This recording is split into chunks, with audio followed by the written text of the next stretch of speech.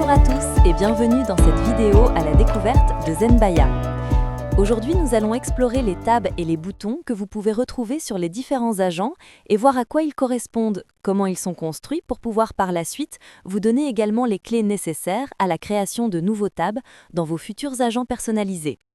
Pour l'exemple d'aujourd'hui, nous allons utiliser l'agent emailing pour pouvoir avoir accès au panel de configuration et vous montrer à quoi correspondent les différentes tabs que l'on retrouve. Là, tout simplement, on l'a vu sur les autres agents, vous avez un bouton « Bienvenue » qui vous permet de rajouter un iframe qui correspond à une URL et de faire en sorte d'avoir cette petite présentation.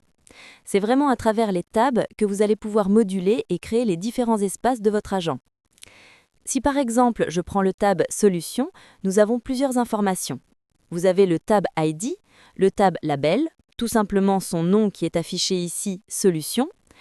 Vous pouvez mettre une description à ce bouton tab nommé « Solutions ». Vous allez également pouvoir indiquer une description rapide du tab, avoir accès à des champs d'options. Dans Training and Example, il s'agit de lui indiquer de se référer à l'introduction qui a été faite sur l'entreprise et de bien comprendre le persona qui aurait été donné.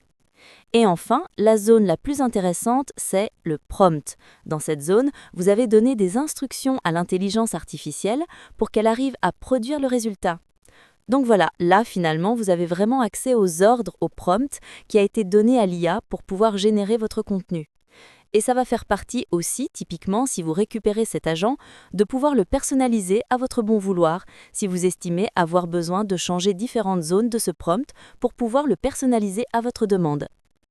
La structure de personnalisation des tabs est bien entendu identique pour les autres tabs.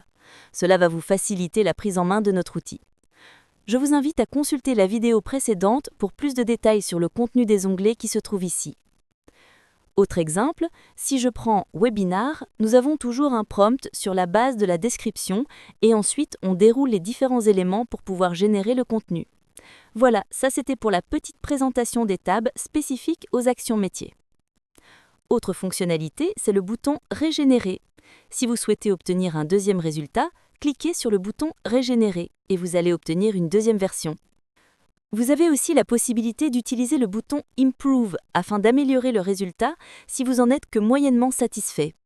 Toutes ces fonctionnalités sont disponibles, bien entendu, sur tous nos agents.